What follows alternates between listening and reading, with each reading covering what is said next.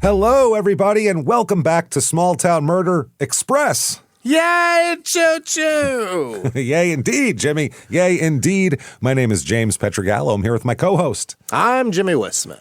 Thank you, folks, so much for joining us today. All aboard the murder train, pulling away from the station, and we have a wild story, as we always do every episode, whether it's an express or a regular. It's always crazy, and this is no different than any of them, and we're going back to a different place we haven't been in a while. It's going to be a lot of fun. Before we get to all that, definitely head over to shutupandgivememurder.com. All the merchandise you could possibly want there. In addition to that, tickets to live shows. We want those. Our live shows are so fun. They're a big comedy show, and there's also a murder, and it's a lot of fun, and there's so many. Never seen anything like this. No, you haven't.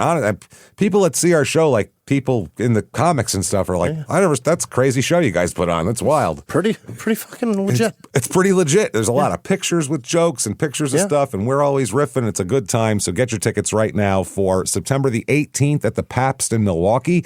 Can't wait for that. Those are almost gone, so get those now. And then also the next night, State Theater in Minneapolis on September 19th. Can't wait. We've been there once, and it was a great show. Can't wait to go back there again. Get your tickets for that right now. Then in October, Dallas, San Jose, Sacramento. In November, Terrytown and Boston. So great. Get them now while they're hot. That is shutupandgivememurder.com. Can't wait to see everybody out there. Listen to our other two shows. Yeah, Crime in Sports, which we're doing a big series on the Yahweh Ben Yahweh cult that murdered a whole bunch of people. So you don't have to like sports to like that. Your Stupid Opinions is as hilarious as ever, actually more. It's getting better and better, and it's so much fun. So do that and listen to those shows. Get yourself Patreon. Very important. Patreon.com/crimeinsports, just like the name of that show that we do there. What you get there, anybody $5 a month or above, never going to grow up. That's what it is, $5 a month. You get everything we put out. As soon as you subscribe, you get hundreds of back bonus episodes you've never heard before, almost 400 of them, like a whole other feed. Then you get new ones every other week, one Crime and Sports, one Small Town Murder, and you get them That's right. Every damn drop of them. So get in there this week, what you're going to get for Crime and Sports. We're going to talk about different hostage situations over the years. Fantastic. It's so much fun. After that Stockholm one, I'm fascinated by these things. And then Small Town Murder, it is Corey Richins Part 3. And believe me, there's reason for it because it's all new information. Now we have what her kids said happened that night, which is bonkers and the complete opposite of what she said and makes her 10 times worse of a murderer. She's awful. And how bad, they talk about how bad of a mother she is. Her kids rip her a new asshole. It's crazy stuff. And then her allocution's crazy too. We'll talk about all that and more. Patreon.com/crimeinsports. And you get all the shows we put out. Everything, all ad-free as well. Ad-free. And then on top of that, you get a shout out at the end of the regular show. Oh, so you get it all, everybody. So you get in there right now, patreon.com/crimeinsports. That said, I think it's time, everybody, to sit back. What do you say? Clear the lungs here. Get ready for everything. Arms to the sky. Let's all shout. Shut up and give me murder. Let's do this, everybody. All right. Let's go on a trip, shall we? Let's do it. We're going to Delaware. It's lovely. There's every time there's no real reaction to Delaware. No. Delaware. Oh, that's by Maryland, isn't it? That's all you say. I just consider it. It's probably just a lot of houses with blue and gold all over. A lot of blue. Yeah, maybe some nautical themes, blue and white, possibly. Yeah. A lot of boat wheels in these homes. Oh, tons of them. This is in central Delaware. The whole thing's kind of one big panhandle. It's just like a strip that they cut out of another strip of land. That's it. It's 30 minutes to Dover, Delaware. About an hour and 40 minutes to Baltimore. You want to go that way, and about an hour and 10 minutes to Newcastle, Delaware, which was our last Delaware episode. This is episode 710. That was episode 528. God damn. Been a minute since we've done some Delaware. So definitely that's been a while. This is in Kent County. That episode was called Murder Math, by the way. That was a fun one. Area code here 302, population 3,730. So pretty small place. And there's a lot of rural areas around here too. There's some like farmland and it's very rural. Median household income here is just below the national average, about $62,639. But the median home cost is well under the national average as well. That is $221,900, which is pretty inexpensive compared to everywhere else. It has two mottos here. Two. One is the hub of Delaware. It's not, but okay. Well, it's in the middle. I mean, that's, And then because these are all like geography based, it feels like, just where they're located. The next one is where Delaware comes together. Does it? Because it's the middle of it, I guess. That's all I can think. Now, a little bit of history. Harrington was named for the Honorable Samuel Maxwell Harrington, who's a former chancellor of the state. Yeah. I don't know what's going on there. The town developed at a railroad junction along the Delaware Railroad and served as a trading center. Before it was Harrington, it was known as Clark's Corner. And Clark's Corner. Clark's Corner. It was fashioned out of 6,000 acres of forest is basically it. Clark was Benjamin Clark, and in 1780, he built a home and a tavern here and kind of started the place on the corner of two roads. Benjamin Clark was a pretty big deal, wasn't he? I'd never heard of him 13 before. Original Colonies? Benjamin Clark? I feel like he was one of the authors of... No? Did he not sign that? I don't think so, because in 1780 he was running a tavern in the middle of here. So Yeah, maybe he 1776. retired early. Yeah, can't imagine he fell that far in 4 years from, hey, Ben, will you sign this? We need your signature on this day. Fuck off and go tell drunks to get out of your fucking place. It's a little different. I hope that didn't happen. That feels like an important name, though. Unless he really just gave up on everything. Was like, fuck it, I'm selling booze. That's it. Might have had a big scandal. Just had to open a bar. It's a huge scandal. Who knows? A scandal back then would have to be crazy because everybody was fucking everybody. The scandal would be you didn't go to church on Sunday or something. Like scandal would be he didn't fuck those people. Yeah, but he could have had like 45 illegitimate children, half of them with fucking slaves. It wouldn't have mattered. Yeah. Like they would have been. Well, I mean that's fine, but he should have went to church Sunday. We're going to hold him responsible for that. So 1862 is when they named it Harrington, and who was the chancellor of the Delaware Railroad. Oh, Yeah, I don't think wow. that matters. No. Reviews of this town here, 5 stars. Harrington is a nice small city in Delaware, and it is somewhere nice to move if you prefer small towns and not big cities. We have a couple of places that are walking distance, and overall is a nice town to live in. A couple of places that are walking distance. Yeah. Sounds like that person just had a stroke by the way they're writing. It's just like very... There's only 4,000 people and you got nothing walkable? Not even 4,000. There's a lot of rural areas around here, Yeah? too. That's the thing. So the long distances. 1 star, I will never spend a cent in this corrupt town. Okay. I hope their little speed trap racket is worth it to their revenue. One of those towns. That's how they make their money. That's a traveler right there. That's not somebody that's never spent any time here. They spent whatever it took to be stopped by the police here. It's the same review we leave of that town in Texas we got pulled over going through. Same thing. All right, let's hope it's worth it because we're never doing it again. There's a couple in New Mexico, a couple in Utah. Yeah. They're all over the Southwest. Those little towns, Absolutely. fucking, that's all they make money. That's the only way they make money. The only way. And finally, 1 star, a terrible place to live. Yeah. Wow. Very corrupt and many clicks. Just waiting until I can get out of here. How'd they spell clicks? They spelled it correctly. How about it? I'm surprised, honestly. The last person didn't spell cities correctly, but they spelled clicks correctly. So that's good. Things to do. Harrington has been is a big harness racing town. Is that right? Yeah, like huge. chariots? Apparently, yeah. It started in the 1946, and the next year they had formed an association called the Harrington Raceway and built the track that is still there and is still a major attraction. Wow. Then there's also the Harrington Raceway and Casino, a, quote, $6 million slots palace with 1,327 machines to play. Doesn't seem like a lot. No, it attracts 1.5 million people every 10 months, which is a very odd measurement of time to build. How about we just do it every 10 months? Now, fuck years. Is 10 months a fiscal year? Is that what are they doing? You got me. I don't know what's going on, but that really shocked me. They must close down for a couple of months. They have to. And then there's also the Delaware State Fair is in Harrington. Oh. And at the Delaware State Fair, they have the Hollywood Racing Pigs.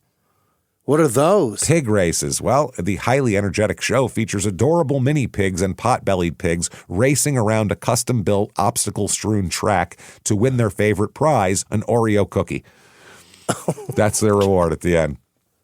So we all watch pigs run for a cookie? Run for a cookie. Pig races. And you can bet on them here because it's at the casino, I'm sure. Yeah. And they have celebrity pig puns. That's what the draw is they name the pigs. There is Kevin Bacon, obviously. That's a given. Snoop Hoggy Hog. Okay. Britney Spare Ribs. I like that. Yeah. That's funny. Ari Hamma Grande. That's my favorite. I knew there was going to be a ham reference. That's a good one there. There's also racing corgis. Uh-huh. So tiny dogs racing, which is kind of hilarious. The dog that looks most like a pig. That's right, yeah. With their faces going. Very small and long and fat, yeah. And also performing there will be Jess Kelly Adams following the Hollywood pig races. That's how you want to follow. And also Adam Calvert beats me. No idea. Those are country acts. And there's also Dan the Farmer Man will be there. So that's hilarious. Okay. That said, let's talk about some murder, shall we? All right. Let's do this. All right. That's fair. Sounds great, though. That sounds like fun.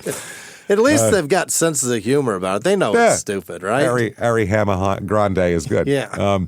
So this murder, let's talk about Byard and Alberta Smith. First off, they're 68, Byard 68, and his wife Alberta is 69. Byard with a D? Byard? Byard, B-Y-A-R-D.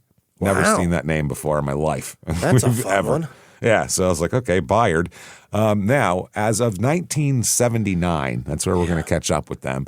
They're living in a nice little 2-story house, modest, but, nice. They've done all right for themselves. They're retired now. Sure. Money's tight, they live on Social Security. They're not wealthy people or anything like that. They keep shitloads of frozen food.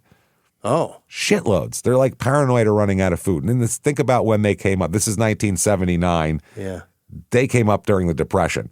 Yeah. They can get food now. They stockpile it for later. That's how it is. What kind of frozen food? Do they freeze everything? Or do they really? Frozen shit. Boxes of it, bags of it, frozen dinners, frozen things, frozen.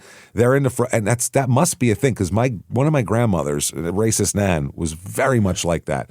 She had a freezer in the basement that was just packed with shit. And I'm talking shit that when she when my grandfather died, I remember my father went down and he cleaned out the freezer and there was steaks in there that were twisted and white, and the sell-by date was like 14 years ago. That's how much just store shit. She'd ate it too. That's the sad part. She'd tried to serve it to somebody. Well, you can freeze things and for a bit. It doesn't stop the breakdown, but it slows it tremendously. And it starts a different kind. Do that. Yeah, and those freezer burn. And a lot of the frozen foods that are in your frozen food section is full of fucking preservatives. Also, so that's full of it. It's a frozen preservative. Well, it's meant to be frozen and stay frozen for a while. So they would keep that. They have adult children who, including a son named Arthur, who's about 35 years old and lives right across the street. They have a daughter who lives in the area. They have a lot of family right around them on the streets. One of these rural areas where one family kind of dominates a whole area here. Other family in the area, they have Alberta, the wife, has a half-sister named Mildred who lives on the street as well. With her son also lives there, and that is William Henry Flamer. Yeah, he had a tough time in junior high, this kid. The worst. The worst time in junior high. Hey, Billy Flamer, look at you. Now, William had been raised mostly by his grandmother, Florence Benson, in a house about 150 yards from Byard and Alberta. That's because he had a terrible life. Oh. Essentially. Born in 1954, raised by his grandmother, Florence Benson, with his father also in the home, but not great. He recalls basically his father was always drunk, and he said that his dad would, quote, jump on mom and take her money. I learned alcohol from him. I've never We've never heard that phrase ever. I don't think that's ever been said before. I've never heard anybody say I've learned drugs from him. Yeah. It just doesn't make sense. Yeah, he worked at the racetracks, the Harrington one and a different one. This is William did. He said, but he spent most of his time, quote, this is a great 1979 quote, partying and jiving. Jiving? Just jiving. Real 70s style. Not the hand variety. No, there's only about a 10-year period of time in the world where you could have been jiving. And that's from about 71 to 81. Outside of that, there's no jiving going on ever. You could hand jive in the 50s. You could do that, but you can't be just partying and jiving. Just generally jiving? No, you got to get a job. A general jive was a very small window to have a general jive here. And he said, I could drink a fifth at a time as well. Good partying Lord. and driving, drinking a fifth, or jiving. Yeah. His mother lived elsewhere. But basically, he said he saw his mom every day after she'd get off work when he was young. But he lived with his grandmother since the age of 5.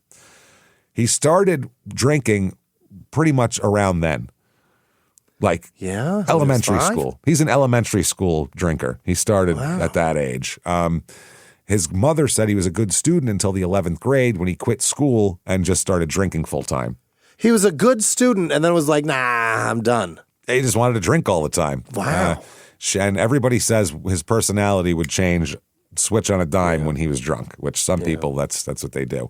He got married briefly. That didn't work out, and mainly because he was drunk. 1976, he has a daughter as well. That's in the middle of jiving. Partying. That's what happens when you're partying and jiving. You knock somebody up. That's part of the jiving. Yeah. I jived her into some unprotected, and this is what happened. So... Shit. 1975, he's got some problems. He couldn't hold steady work. A lot of it was his drinking.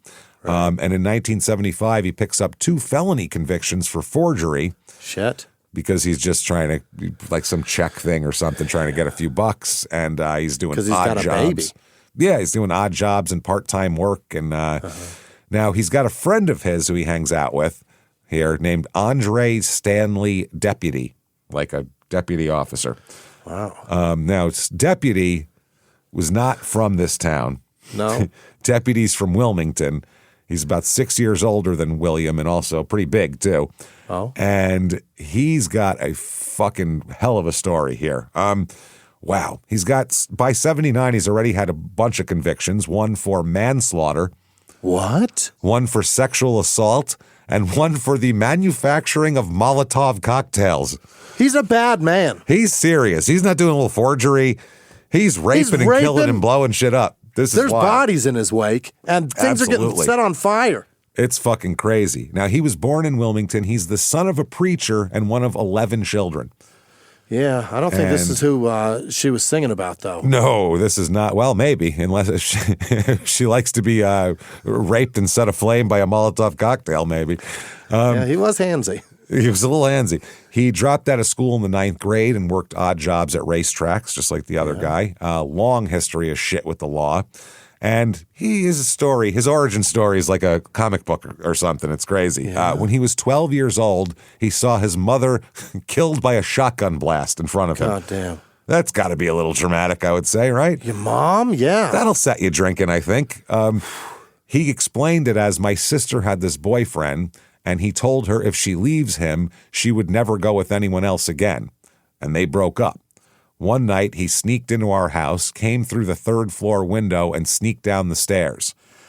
Deputy said he was sitting in the living room with his mother, 2 of his brothers, and his baby sister. And he said the boyfriend had a shotgun. My mother told him to put the gun down. She got up, and he shot her. Oh, right my there God. in the living room in front of all the kids. That's a terrible story. That's a horrible story.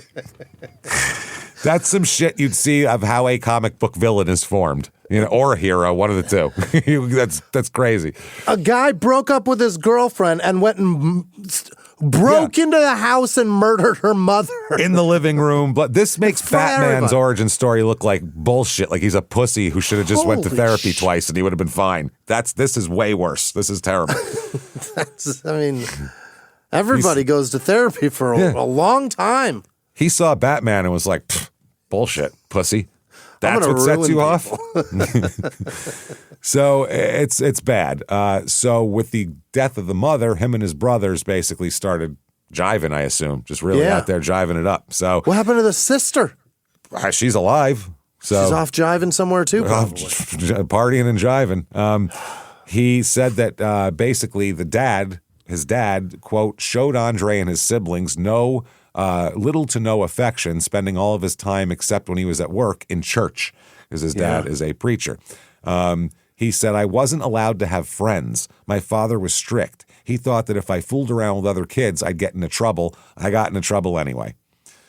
And he was. At age 9, he was still soiling himself in bed and basically living in like a dream world, not living in reality. So he was sent off to the Governor Bacon Health Center near Delaware City. He's sent off to like a mental hospital for children. When he's 9. When he's 9. Before he even saw his mom murked. That's before he saw his mom murdered. Yeah. So he had problems to begin with, and then his mom got murdered, and it all went crazy. He said all of his siblings became horrible alcoholics, by the way. Yeah. Which seems about right. And this guy's a rapist / manslaughterer. And bomber as well. Yeah. And in 1979, in February, when he's hanging out with William Flamer, there's one more thing. He also has a warrant out for his arrest at this point. For what? Warrant for murder. A fucking murder warrant here. James W. Jackson was killed on July 15th, 1977, after an argument over, I'll let you fill in the mad lib here. An argument over, you'll never get it in a million years. What year, 79? 77, July 77. From Tron, what's a pinball game? A game of horseshoes. Horseshoes. Of course, it's a close counts, man. Horseshoes. The only game that close actually points. Wow. This counts it. That's crazy. So there's that. Now, what they do, William and Andre, is hang out at the Blue Moon, which is a bar. That a bar? Yeah. Just hanging out here and day drinking, just bad times. It's a good time. It's so funny you said that time. I'm like, that sounds great. It's good times. Nothing good comes from that, though. If you do it consistently. No. If you do it one day, it's an amazing vacation. If you do it every day, your life is a fucking disaster. You do it once a year, it's like, man, what a great day. I'm taking a nap by 4 o'clock. Yeah. This is fantastic. When you day drink and you don't do it, you go, we should do this more often. Yeah. And then 6 p.m. you go, I don't ever want to do that again. That was terrible. My whole night's ruined now. Whole night's fucked. Yeah.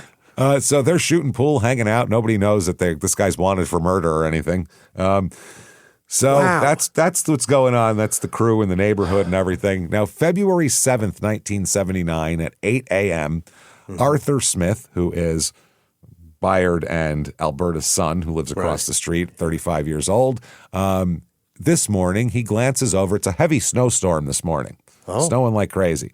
So he looks over at his parents' house and notices his father's car is missing from the driveway. He's like, that's weird. Dad doesn't go out in the snow in the morning. Yeah, who the fuck is at all? Yeah. Where's he going? So, he looks over, sees the weather, and he's like, this isn't right at all. So he goes over to the house to see what's going on and goes inside. And what he finds is both of his parents, that's good. Yeah. Problem is they're both dead on the living room floor. Oh, no. Surrounded by shitloads of, blood is fucking everywhere. If you made a horror movie and you said, cover it in blood, you could not do this. Yeah. It's that much blood. Like, you guys, this is too much. Nobody's going to believe this. It's on the ceiling, on the wall. It's fucking everywhere. And when we hear what the attack was, you'll understand why. Overturned chairs are everywhere. It just looks like it's horrifying. It looks like 2 lions came in and mauled them to death in here and knocked shit over while they were doing it, like 2 giant wild animals. A sofa cushion had cut marks where a knife had gone through it. His dad's trouser pants are turned inside out, so someone's looking for something. Yeah. And the television's gone. The antenna cable is cut, because back then they had a cable from the antenna. That's cut and left dangling there, so they know the TV is gone.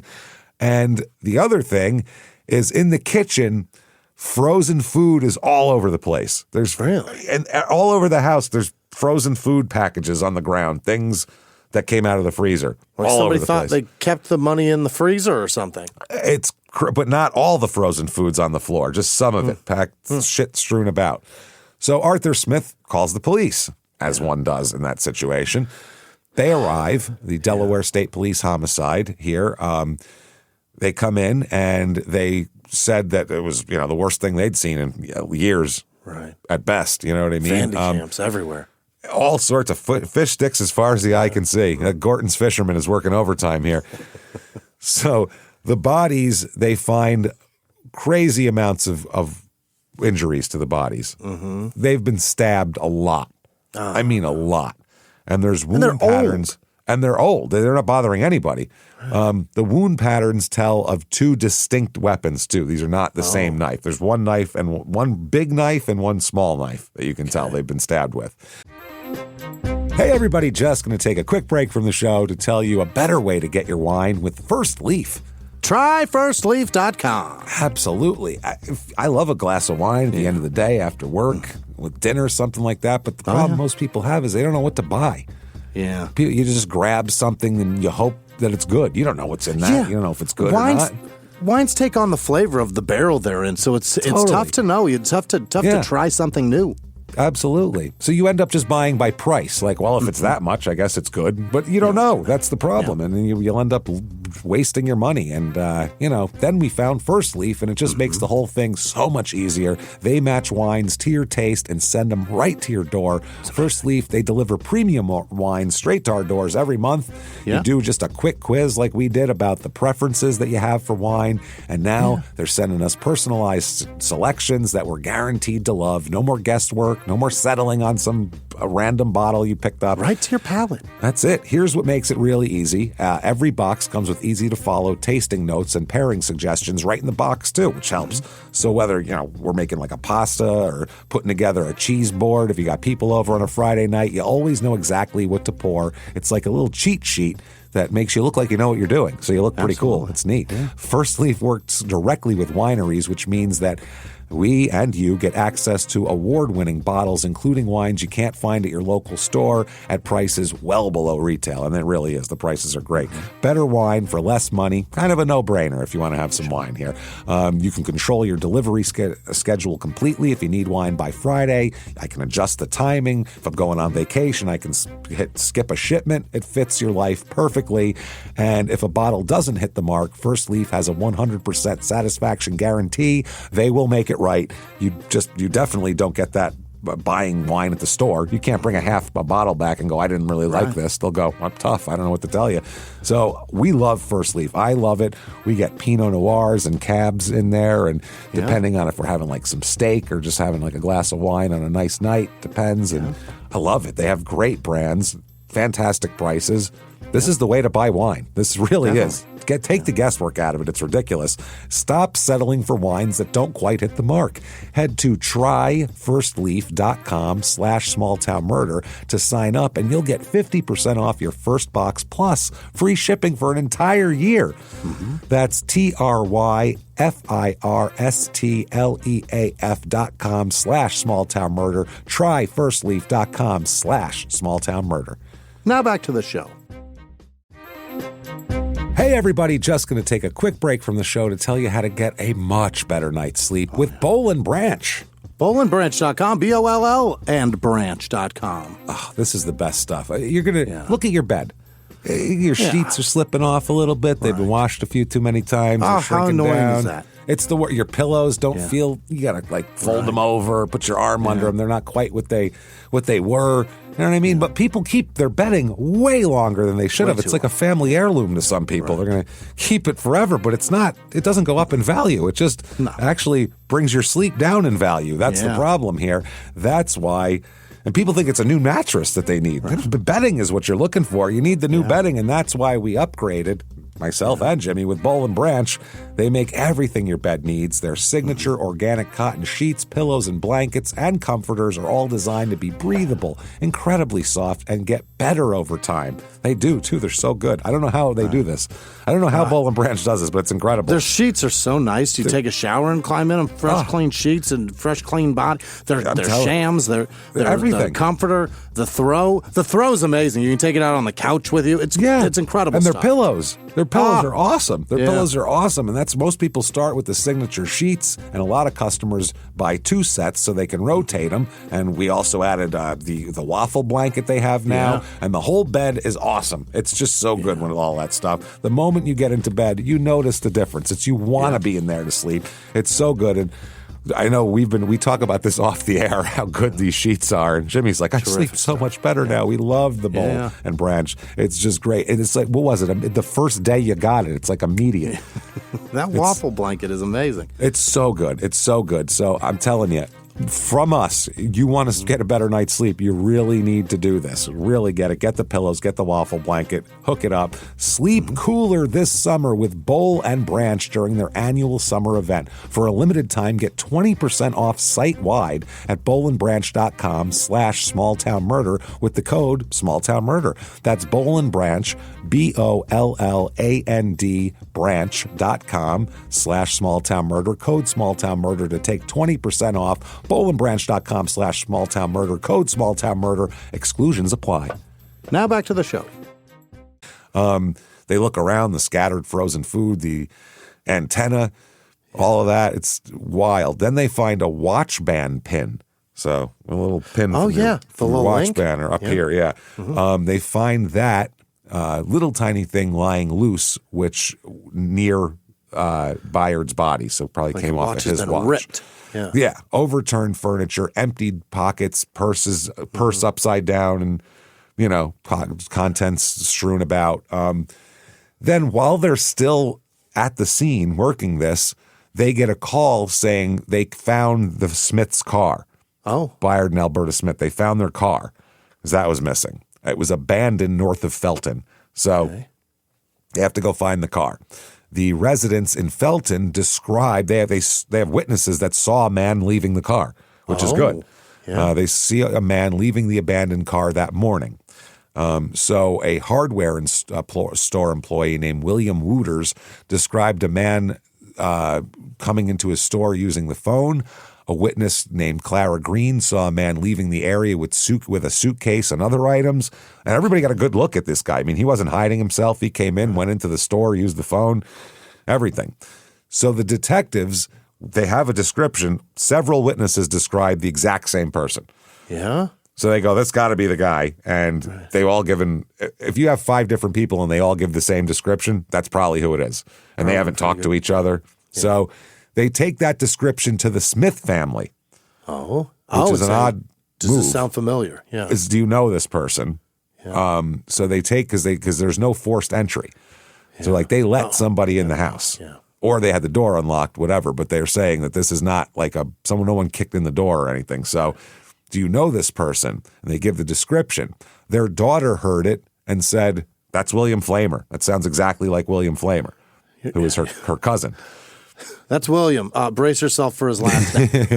You guys are going to want to make fun of him when you put the cuffs on. Don't worry. And they said, well, do you know where he lives? And they go, 150 fucking that way, right there. Right See there. that house? Yeah. That one. See the green one? That's the house he lives in. Yeah. So the detectives go up the street to 147 Miss Pillion Street, where Florence Benson, the grandma, answers the door and says, he is not home, and I don't know where he is. Oh. So they say, do you mind if we come in and look around a bit? And she said, come on in. Oh. And invited him in to search the house. Okay. They go, well, where's William's room? And she says, up there. So they go there first, and they find brown paper bags of frozen food. Why did he do that? Not even in the freezer. They're in his room. Right. So it's just going to rot. They're wrapped in brown paper bags the same way as the food sitting on the floor in the house. In the first floor closet, they find a TV set with an antenna cable cut free, which matches up to the other end over there. Also a fan that they stole. They stole a fan, Jimmy. Like a standing fan? Like a fucking fan. Like just or a fan. Box fan? Either way. Yeah, either way. A portable fan. Back then, $8. A fan. The fan was there. Then the coup de grace here. Yeah. They go into the kitchen and they're talking to Florence and they look over. Out in the open, sitting on a stand, is a bayonet just covered in dried blood. What the fuck? A fucking giant bayonet covered in dried blood, and the sheath is covered in blood. It's just covered in blood, sitting right in the middle of the goddamn kitchen. So it's human blood. Yeah. Something's wrong with him. Stupid? Is that it? Drunk? I mean, yes, something's wrong. You didn't even consider that this is weird? drunk is the problem, as we'll talk about. All right. So the detectives went before a justice of the peace. They got a first-degree murder warrant. Mm-hmm. And there's got to be some stupid, too, because that's crazy. I feel like if you're really smart, you don't get like half as smart if you're drunk. You know what I mean? Like, I feel like it takes a lot of your intelligence away, and if you're not that smart, it could really make you super stupid. But you'd have to be a little stupid to begin with to end up there. I feel like baffling. Right? It's weird. You'd have to be just ossified drunk to be able to fucking wreck to get to this level of stupid. And is this arrogance? What is? I'm gonna take frozen food. Just get all of it. I'll make it all tonight. It's okay. And what is is this like filet? Sweet. What's in there that's wrapped up? Is that salmon chunks? What is that? I have no idea. So they get the warrant, and while they're still at the courthouse, they get a report that William Flamer has been seen at the Blue Moon Tavern on Route 13 south of Woodside. Right now. So by 3:15, they are converging on the Blue Moon Tavern. So they found the scene at 8, and by 3:15, case is solved, and we're going to get the guy, which is impressive, I got to say. So 3 state police detectives and 2 Harrington officers converge on 3 men walking down the shoulder of Route 13. Always a sign of success when grown men are walking down the shoulder of a major road. That's how you know things are going well. 3 wide. And it's Flamer, Andre Deputy, and a guy named Ellsworth Coleman. Okay? Now, one of the detectives recognizes Flamer because it's a small town and he's dealt with him before. So he knows, he goes, that's the guy we're looking for. They confront them. Hey, guys, how you doing? Flamer is covered in blood. He's covered in blood. He has not changed yet. He hasn't even washed his hands. His hands and face are covered with blood. Yeah. Blood on his clothing, covering it. And he has fresh scratches all over his neck and chest. And I mean, it looks like, hey, I'm a guy who murdered someone a little while ago. Like I said, if you were in a movie, the makeup would be, he just slaughtered 2 people. This is exactly how you'd dress him. So, oblivious is the word. Oblivious, walking down the street like he went to a bar covered in blood still. He's arrested on the warrant. All 3 men are frisked. Okay? Officers feel a wallet in Andre Deputy's back pocket. They don't take it out right now, but because they don't have a warrant for him. Yeah. But they ask him for identification. He says he doesn't have any. Right. They ask Andre Deputy, what's your name? Now, he's got a murder warrant, so he's not going to tell them. And he says, Ray Anderson. Good guess. Yeah. Good shot. So all 3 of them are taken to the police station about 4 p.m. Now, Coleman, the 3rd man, is questioned and released. Yeah. He just met up with them like an hour ago. So he's like, I don't know what the fuck they did earlier. I just met up with them. And he had like an alibi. But I'm crazy too, because I walk down the street with men covered in blood. Covered in blood. And I'm like, you want to walk down the road? And I go, yeah, man covered in blood. I'd like to walk down a highway with you. Sure. Let's go for a walk, the 2 of yous. So February 7th, 1979, 4 p.m. to 7 p.m., here's what goes on. Here is Flamer's story, version 1. Okay? Yeah. He's Mirandized and everything like that. He says, well, I was home asleep. Mm-hmm. That's it. And he said, Andre Deputy woke me up that morning and asked me to come along to my aunt and uncle's house to get some food. We're going to steal some food from them, okay? Okay, so they did that. He said when he got there, he found the Smiths were already dead. He said, we walked in. That's how we found it. That's terrible. It's awful. And he said, they were already dead. He said, I just helped carry out the food. That's where I got blood on me because there was blood on the food stuff. So I just took it. And, being in the house, you saw it. He said, I'm not a killer. I just wanted to get some fucking Swansons. I'm just going for a banquet. Yeah. What are we doing here? You seen the market price for salmon? Shit, these Salisbury steaks are expensive. So, he said just that. And they said the blood. And he goes, the food run, And they go, well, why didn't you call the cops and say they were dead? And he's like, oh, well, I didn't know what happened. I didn't want to really be involved, Oh, I don't want to shake things up. I don't want to be involved. Now, down the hall, they have Andre Deputy. Now they pat him down because he's in an interrogation room. They have to pat him down and make sure he has no weapons. So they pat him down. They pull his wallet out. It's Bayard Smith's wallet. It's not his, yeah. In the wallet is Bayard Smith's driver's license, social security card, and 2 watches. One of them is missing a watch band pin that matches the pin they found on the floor. He couldn't have a better puzzle piece of evidence to give them. What did they think was going to happen? That's what I mean. This is the least thought through fucking murder of all time. $25 in cash he had also. That's what we got out of them. Some frozen food. Yeah. Watches. Probably $15, $20 they just spent at Blue Moon. Then that, yeah, who knows?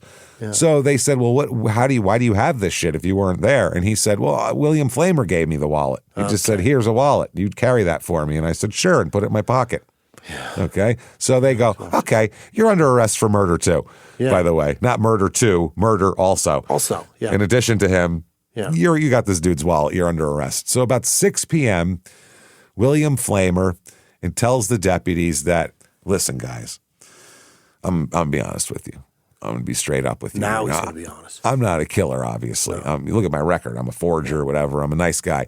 But let me tell you, my friend in there, his name ain't Ray Anderson. His name is Andre Deputy, and he's wanted for murder. It's a bad man over there. He's a bad man, and I'm a little scared of him at this point. You guys are being real casual with the murderer. Yep. So then they go in and they go, hi, Andre Deputy, and he goes, fuck.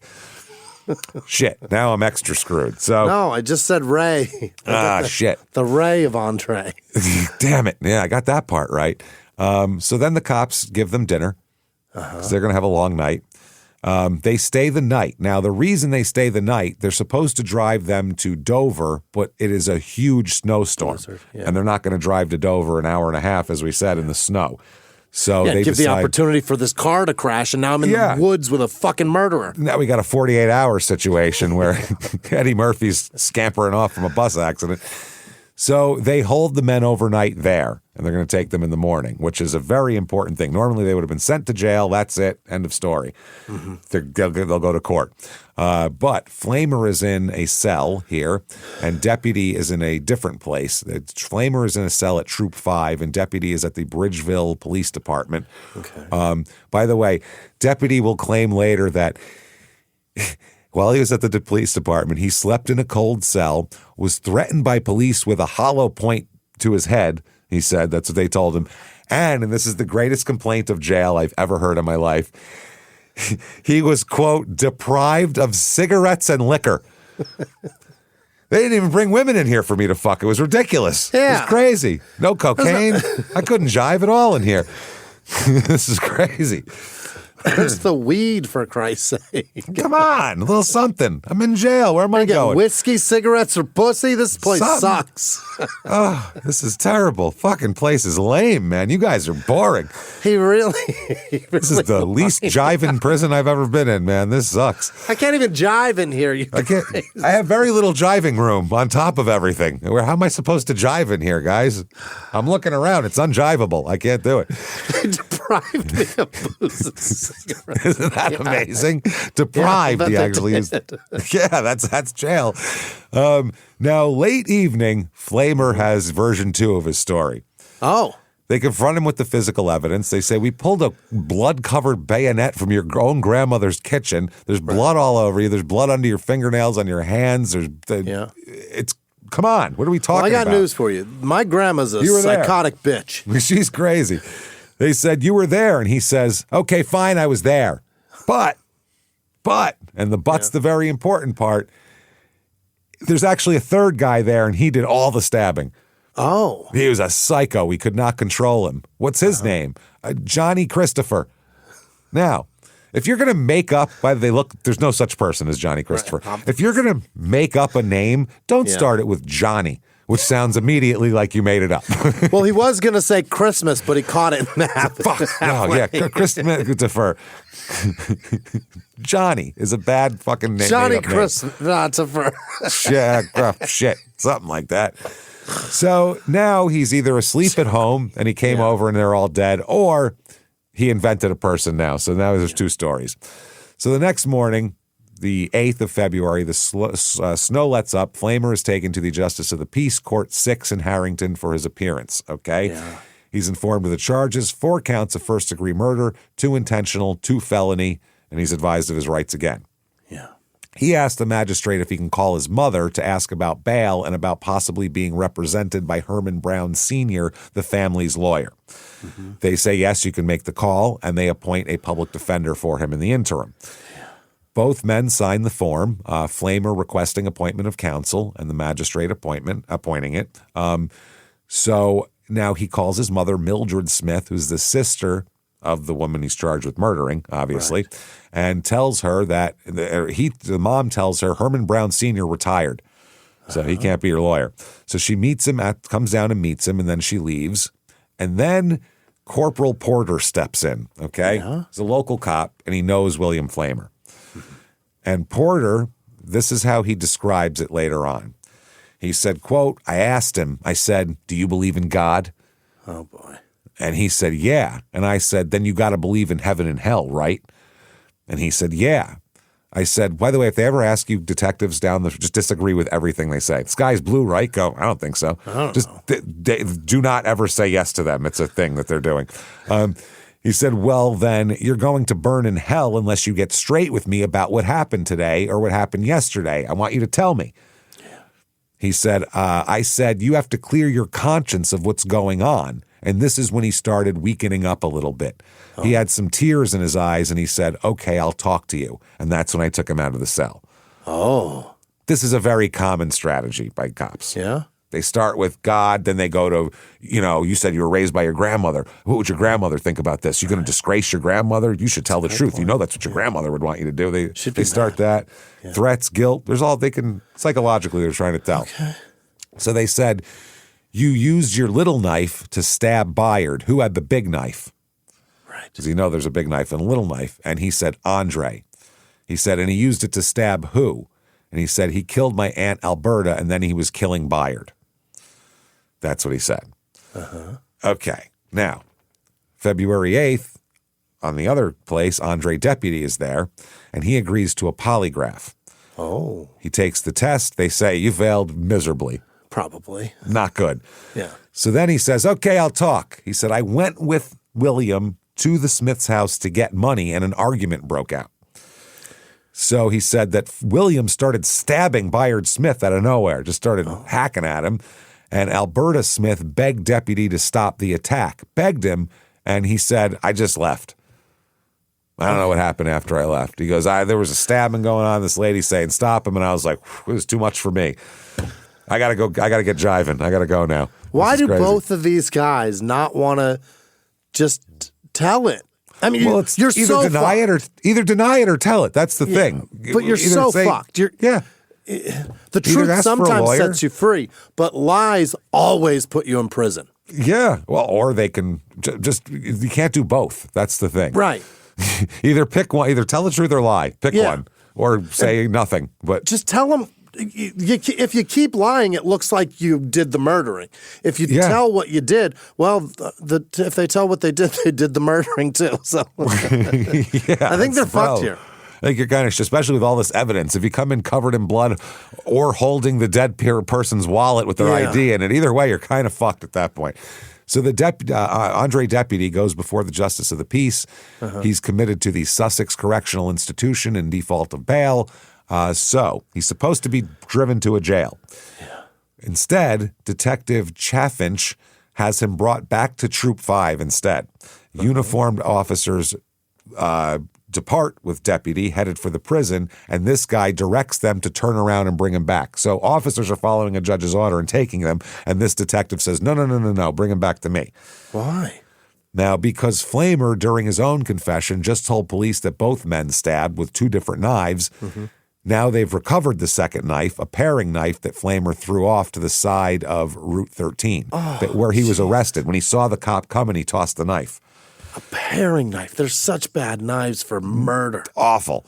Awful. And because Deputy claimed he went to the Smith's house for money and was arrested carrying $25, this guy wanted to question him. So he told Deputy, he said, when I come back, we will sit down and get the whole truth and put it on a tape statement, and you'll be taken to SCI. Yeah.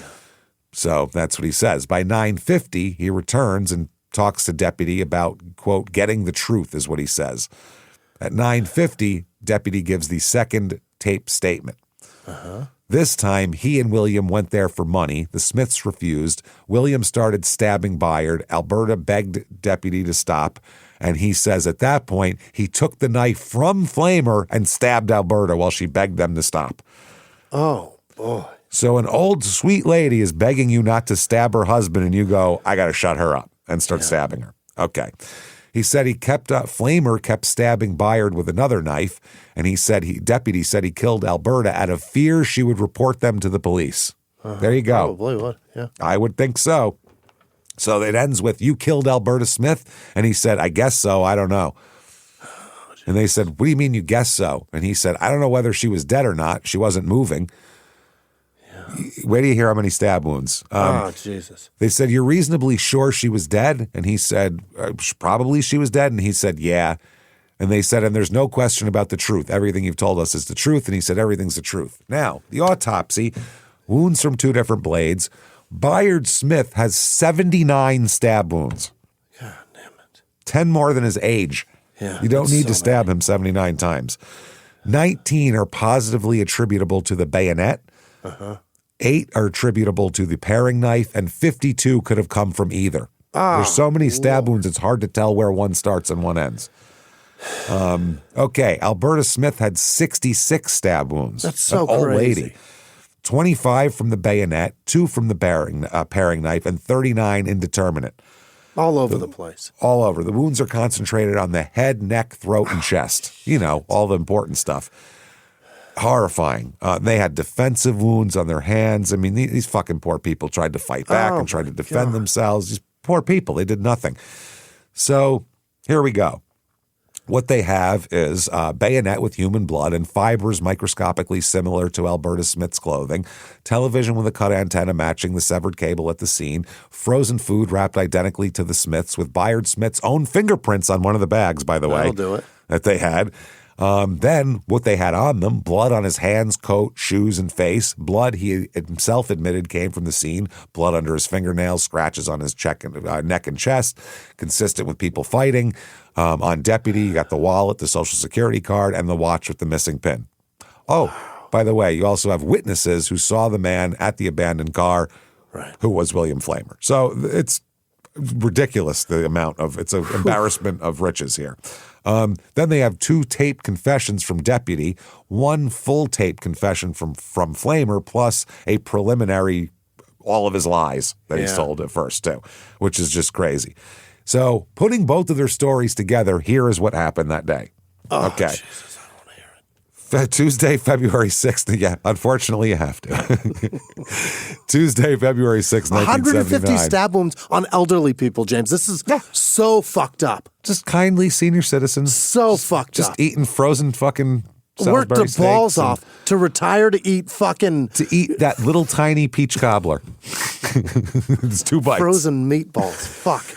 So this was in the middle of one of the nastiest winters. There's snow everywhere. This is Tuesday, February 6th. Flamer said the 6th was, quote, a day of drinking. Deputy said he woke up at 9, headed down to town in search of liquor. By noon, he had consumed 3/5 of Tiger Rose. What the fuck is that? Cheap whiskey, I guarantee Cheap. That makes Thunderbird look good. Like that is Tiger Rose? I've never heard of that. That feels like it's the name of a liver disease. It really, you got Tiger Rose. What do you mean? It's a euphemism for cirrhosis. We call it Tiger Rose. Yeah, Tiger Rose. So Deputy said he drank for a while with Flamer's father, then passed out about 7 p.m. When Flamer came home at about 11:30 p.m., then Deputy woke up and started drinking again with him. He and Deputy drank throughout the whole next day there, and by the late evening, or they drank that whole night, and by the end of the night, they need money and food. Yeah, so they armed themselves before walking to the Smith's house because they figured that'll be a place that they have money in there. That's literally what they went for, was Tiger Rose money. Tiger Rose, yeah. They took a bayonet, a smaller knife, and the medical examiner called it a kitchen paring knife, and they took a shotgun as well. Oh. They went outside, decided the shotgun would be too loud, so they buried it in the snow outside the door before they went in, so no one would see it. Flamer had the paring knife. Deputy had the bayonet concealed under his coat. Now, what they did to get in the house, they knock on the door. It's about midnight. And they say, Grandma just had a stroke and we can't find her. That's how they got in? She had a stroke and wandered off into the neighborhood. We need help finding her. Oh, my God. She's out there slurring somewhere. And it's snowing, so they're like, oh, my God, it's her nephew. He lives up the street. So they're like, yeah, come in. And that's the problem. They stood inside the house talking for 10 or 15 minutes. Uh-huh. Then Flamer said deputy gave a signal, and then Flamer started stabbing his uncle on the signal. He said after he started stabbing Byard, Andre Deputy began stabbing Alberta with the bayonet, and at some point, Deputy turned the bayonet on Byard as well. Wow. By Deputy's confession, basically, that's exactly what he said, too. He said he started stabbing Flamer. Flamer started stabbing his uncle. Alberta said, make this stop, and then he started stabbing Alberta. So they both said that. That seems to be what happened. They turned out Byard's pockets. They opened the purse. They found 4 wallets. They cut they got the TV. They got a fan, frozen food. And that's why it's dropped and scattered as they left, because they were just holding frozen food and it was falling out of their arms and shit. They loaded it into the Smith's car and drove to Flamer's house, where they stashed the TV, the fan, the food, and burned 3 of the 4 wallets. Deputy kept the 4th in his pocket with the driver's license and all that, the real incriminating one. Right. Then he got back in his uncle's car, drove off in the snow, went to the outskirts of Felton, and then got so drunk he fell asleep in the car at that point. Wow. Fell asleep in the car after all this. Drove that. Oh, he woke up and the battery was dead. Mm-hmm. So he abandoned the car and just walked off carrying a suitcase. He went to the Blue Moon Tavern, met back up with Deputy, and spent the late morning and afternoon shooting pool and drinking. Wow. And then he was run into on the street. And that's what happened. Whatever is in Tiger Rose should be illegal. Badge. That's probably why I've never heard of Tiger Rose. I think they probably pulled it off the market at this point. They were like, we can't have that out there. At least change the name. This is terrible publicity. That shit makes you crazy. Wow. You've never heard of somebody smoking weed and doing this to people? No. Never. No. This story doesn't exist. It might, but it's not for weed money. I don't might think just be high and also a murderer. Like they might be you could get Ted Bundy stoned and he'd still probably kill somebody. Actually, he wouldn't that night probably. He'd be like, I don't feel like it. I'm all right. This is good. I wouldn't. Let's see what's on TV. You're going to get hungry. You're going to your uncle's house for all that frozen food. But the opportunity to stab somebody, you're not doing it. No, you're like, then I gotta run away. I gotta hide. I gotta fuck that. So much work. It's just too much work. I'll just make you nachos too. I'll make a second plate. How about that? Is that better? Is that easier? Can you jive with that? Is that fine? Jive with me. Can you jive with these nachos? Tiger Rose should be illegal, for sure. For sure. 1980 is the Flamer trial. Uh-huh. They separate trials. He goes to on 4 counts of first-degree murder, like we said, 2 intentional, 2 felony, plus possession of a deadly weapon during a felony, and first-degree robbery, and also misdemeanor theft as well. Yeah. Hey, everybody. Just going to take a quick break from the show to tell you about the best way to do your banking. Banking made for you with Chime. Chime.com. Absolutely. Chime changes the way people bank. They're doing it right now. They offer the most rewarding fee-free banking. Fee-free banking built for you, everybody. That's what they have. This is not like your traditional old bank that charges you overdraft and monthly fees. And that's a dead model. You don't need to do that anymore. There's plenty of places. Well, there's Chime is where you need to go, really. They have thousands of fee-free ATMs. Why pay to get your own money? It's your money. And they're using it. So why are you paying to get it out? That's crazy. It's built for you, not the 1%. That's the thing. This is a bank that cares about you, the regular person. Chime members can benefit from up to $1,150 in annual rewards, fee-free. Direct deposit unlocks the most rewarding way to bank at Chime. Chime is rated 5 stars by USA Today for customer service. That's because they have real humans 24/7. None of this AI garbage that you're going to have to deal with, because you don't want to deal with that when you're dealing with money. No. You want someone who knows what they're talking about. You're not just switching banks, you're upgrading to America's #1 choice for banking with a Chime checking account. Get 5% cash back on Chime card in a category of your choice, like gas or groceries. You can get your savings that grows faster with 3.75 APY. That's 9 times higher than the national average. Plus, you get premium travel perks like airport lounge access and 24/7 travel concierge included in your Chime card. You can even get $500 of your pay when you do it with MyPay. It's great. They also have SpotMe, which lets you overdraft up to $200, again, fee-free. And that's the important thing to keep talking about. Fee-free. This is a better way to do it. We're not letting people charge us to go to ATMs anymore. You got to get Chime like we did. Don't be silly. Don't waste money. Chime is not just smarter banking. It's the most rewarding way to bank. Join the millions who are already banking fee-free today. Head to chime.com/smalltownmurder. That's chime.com/smalltownmurder. It only takes a few minutes to sign up.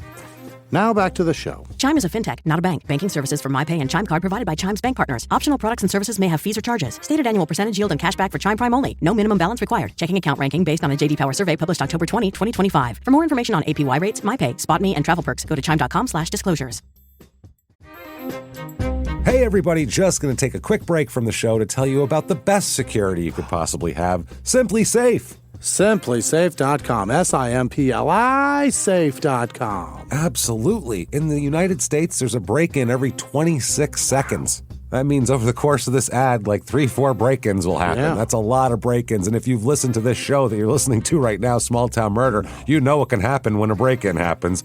Bad things. So the problem here is most security systems only alert you after the break-in's already started, which you know by this show is way too late. Way too late. Way too. Half your family could be murdered by then. That's why we chose Simply Safe to secure our homes and businesses and everything else. Simply Safe makes us feel good and secure and have peace of mind using safe. That's the thing. Using the Outdoor Camera Series 2 and Advanced AI Alerts, Simply Safe's U.S.-based live agents identify threats on your property and help deter them, stopping crime before it starts. That's peace of mind. Literally, they come up and they're like, get out of here. We're calling the cops. Cops will be there in 2 minutes. I mean, like, people run away. It's what it is. I'm telling you, it's so good. We use it for everything that we have, homes, offices. If I had anything else to put it on, I would. It's so good. I bought it as gifts for people if that want home security. Certainly. It's so good. Simply Safe has been a real game changer for us, and we love it. I'm telling you. And there's no long-term contracts. That's a huge thing. It's so important that you're not locked in. You don't want to be locked in case your life needs change. Maybe you whatever. Simply Safe gets it. It means Simply Safe has to earn your business every day, and they don't mind doing that. And also, you think about this, and I see so many shows we do where I'm like, oh my God, I'm so glad we have Simply Safe, because this could happen to us. You know what I mean? And it's so inexpensive too. The monitoring and deterrence plans start at around $1 a day. $1 a day to secure your family, your home, your things, your pets, everything. It's ridiculous. And setting it up is so easy. I can't put together IKEA furniture and I can install a Simply Safe system. It's excellent. And we want you to do it too. We want you to experience the same peace of mind we do, which is why we've partnered with Simply Safe to offer an exclusive discount to our listeners. Right now, you can get 50% off your new system by visiting simplysafe.com/small. That's half off at simplysafe.com/small. There's no safe like Simply Safe. Now back to the show. His public defender, Dennis Reardon, his strategy was William didn't do it. Any participation he had was because he was scared of Andre Deputy, who had a giant bayonet. That's it. That's a bad defense. I don't give a fuck. Not a good defense. Without him, this doesn't happen. Yeah, it's not his aunt and uncle. Right. This is your idea. So the prosecution said, look at all this evidence we have. We found him covered in blood and all of the shit was in his house. What are we talking about? And also, we have a confession tape as well. Yeah. Hey, let's walk through. Here's maps to visuals of the bodies in an autopsy way. Let's walk through 145 stab wounds right now. How's that? No one's going to care if this guy forced you or not. You did that because you're scared? Yeah. So in the defense, Flamer takes the stand. And he comes up with a different version of what happened on the stand. Yeah? He said deputy woke him up on the night of the murder and brought him to the Smith house to help steal frozen food. He asked deputy where the Smiths were, and deputy's answer was, never mind about that. Then he saw the bodies. This is after they've heard his taped confession. His story is it already happened. It looked, yeah. So during closings, this is the craziest shit ever. The defense attorney waives closing argument. I'm good. Really? Yeah. Now, what's that strategy about? It is a strategy, and later on in an appeal, it's going to come up, and it's a legitimate strategy because he said the Kent County prosecutors in that era were known to basically do a short, soft opening summation, then let the defense in to try to do their big thing, beat the living shit out of you. Then they come in with their massive rebuttal, which is the thing they were going to say to begin with. So they were basically, they're going to go up there for 3 hours of some crazy thing, and that's what they would do. Courts called the practice sandbagging, and it's actually documented in the case of Billy Bailey, who we talked about, the last man hanged in the United States there. So one of Flamer's own prosecutors said that he'd been prepared for 2 to 3 hours of rebuttal. Okay. So they said, no closing. Oh. So the verdict comes in, obviously guilty. Very guilty. Sentencing comes in, okay.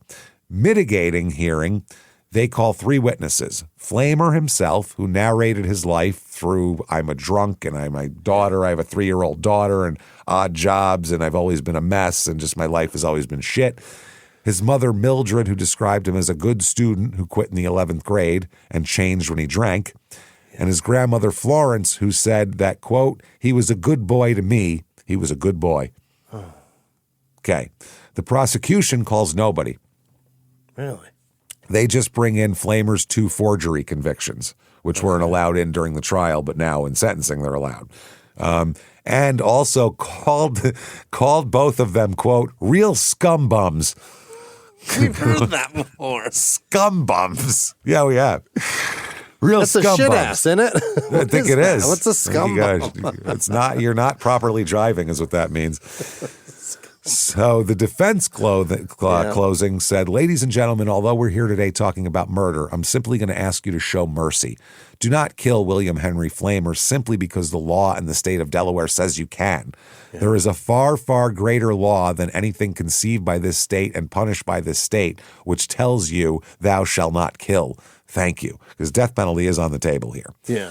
So he's saying if you give him life without, that's a win for me. That's great. That's all he's asking for. It's already convicted. So the prosecution says the robbery, there's a robbery commission. That's one of the, they took a fan. Factors. And the outrageously or wantonly vile, horrible, or inhumane act, which it absolutely is. The prosecution said, thou shalt not kill pertained to William too. He had free choice. And then they said, quote, please be fair. Okay. Comes back. You, sir, may fuck off. Death by hanging. Oh, jeez. That's not good. We're going to do this specifically. Help him with this fucking fall. Help me with my fucking fall.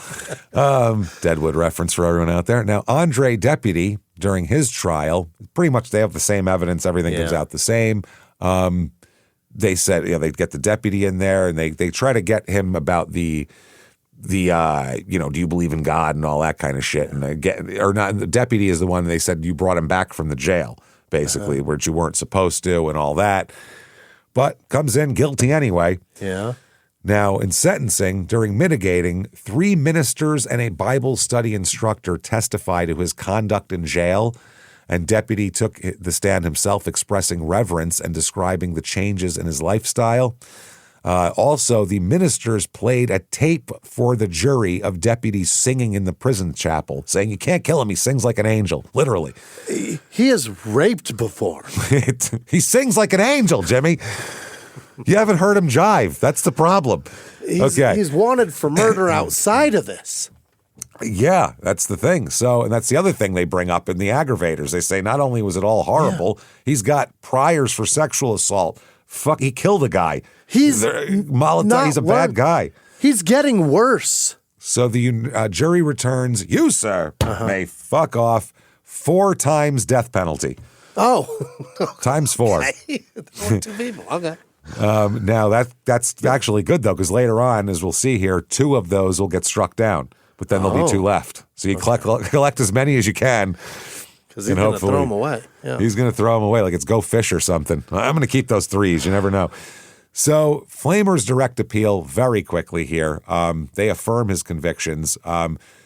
Among the issues, Delaware's statutory aggravator that a murder be outrageously or wantonly vile, horrible, or inhumane. They say the language is so vague that you can't really pin that on anything. And they went, we get what it is, and it's what he did. Bye. Fuck off.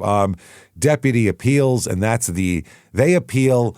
The Delaware Supreme Court throws out the second tape confession, the one with the I guess so in it. Okay. And they said holding that the magistrate committed him and his Sixth Amendment right to counsel had attached 9 hours in a holding cell in defiance of a court order engineered by a detective is not okay. Okay. A judge said, take him here, and you disobeyed him and took him somewhere else. Right. Right there, that's thrown out. But the first one's there. Both intentional murder convictions are reversed, but the felony ones stick with 2 death penalties attached to them. That's why you give 4. They ruled an error harmless to the felony murder. Now, Flamer tries to get more. They say his confession should have been suppressed. Saying that they said no, he was Mirandized and he kept talking and requested to inquire about possible representation with his mother, but that's not an unambiguous demand for counsel. Right. And we've gone over this. Unless you say, lawyer right now, stop talking to me, it's not a request for a lawyer. So how will they die if they're killed? Well, they have the gallows for hanging. They were built in 1986 by the Delaware Department of Corrections. On the prison grounds. Oh yeah. Okay. Yeah. Like prison guards and not the prison. The Department of Corrections paid for it is what that means. Not they put a bunch of prison guards out there with hammers and nails. Build us a gallows, boys. All right. Or the prisoners building. That would be even worse. It's a 2-story wooden structure with a 15-foot platform, trapdoor, roof, and stairs. They built this for Billy Bailey, essentially. Really? There's some weird shit about that, too. The gallows required renovation and strengthening before the 1996 execution date of Billy Bailey, because the last previous hanging was in 1946. Oh, boy. Yeah. That's some rotten wood. That's not going to work. Yeah, you ever put a deck on your house and leave it there for 50 years and see how it looks after a while. See if you'll even walk out on it. Yeah, see if it doesn't collapse under you. So Flamer... Well, he's in prison. He's on death row, but has a job, which is weird. They said that there's only 3 death row inmates allowed to work in the whole state: Billy Bailey, Reginald Sanders, and William Henry Flamer. Bailey's a barber, and Flamer works in the laundry room there. And they said it's 1 step below maximum security, but not as much freedom as the general population in medium or minimum security. So they're the trustees of death row, essentially. Yeah. Now, Flamer said when he went to prison and death row, at first I felt hate. A man can't die but once, but a man without funds doesn't stand a chance.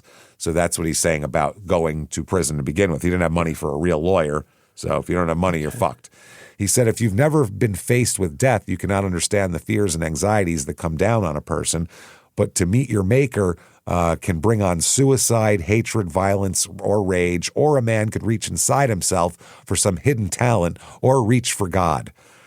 For the first year and a half, I worried. He said his weight dropped from 181 to 129 pounds, and he developed an ulcer. And so he said that wasn't great as well. He didn't like that.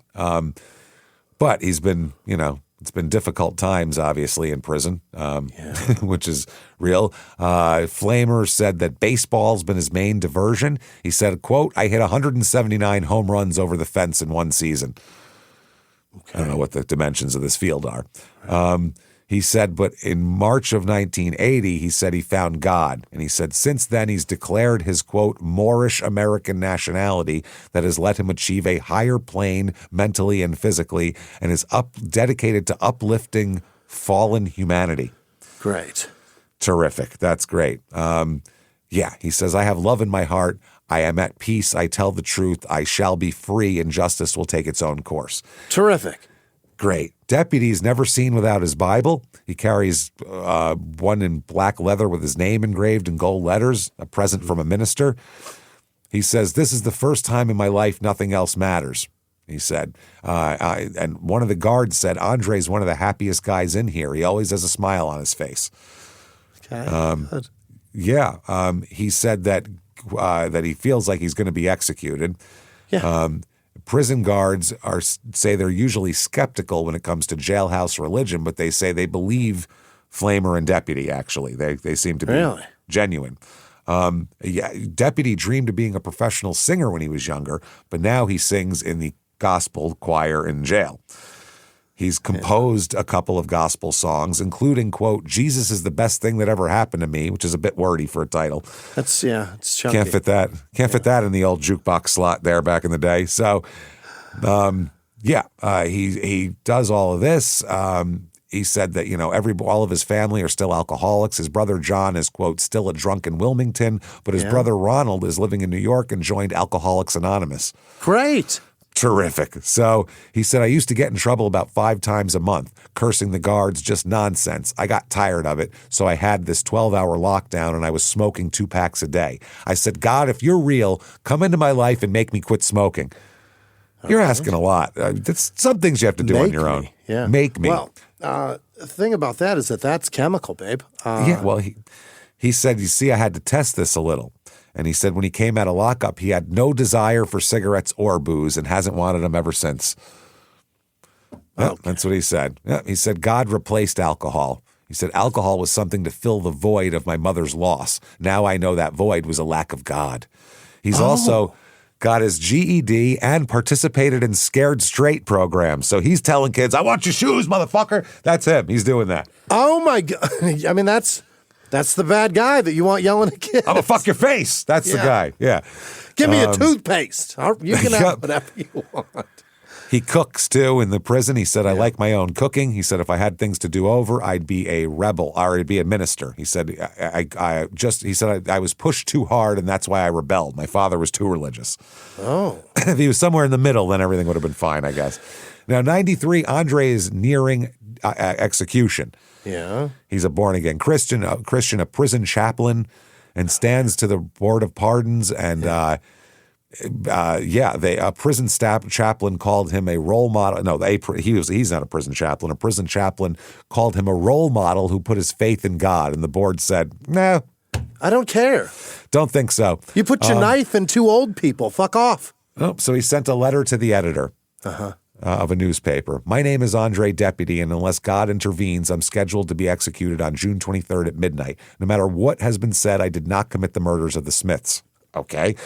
"I'm very, very sorry for their family, and I wish I had tried to stop it instead of running out of fear. There was no blood found on me or fingerprints on their stolen property. I'm trusting my Lord and Savior to save me so I can serve him in the prison and lead others to him. The scripture I'm believing in is some horse shit. I will not die, but I will live and declare the works of the Lord. Please pray for me. I'm believing in God, but at times it gets rough. Thank you to all the people who've supported and written to me." Now he's denying it. He's an innocent man. Now he's an innocent man. He didn't do it at all. Oh, boy. June 23rd, 1994 is execution day for Andre. Relatives and clergy and his attorneys visit him. Last meal, everybody. They're going to do it. What do you... Fried shrimp and flounder with French fries, rolls, and a coconut custard pie. I hope every one of them was a frozen one. Oh, yeah. All Vandy camps. Yeah.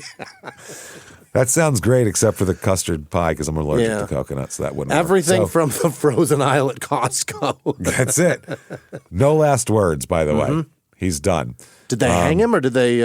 Lethal injection. After, I guess they had you could do a choice by 86. Delaware switched its execution method to lethal injection in 86, but if you were sentenced before 86, you can have a choice of lethal injection or hanging. Oh, and he chose lethal. All right. Absolutely. William chose lethal injection. He did. Well. William Flamer chose lethal injection too. Now, they're trying to get him out, William Flamer, get the death penalty taken away. And instead, it's not quite working. He goes to the pardon board here, and says I'm an alcoholic, 11th grade dropout. I'm a loser. He said, I found God and now I've changed my life and I've gotten a GED and I completed college and I'm a certified dietitian. I've worked in the prison kitchen. And they go, well, that's good. Anyway, denied. Yeah.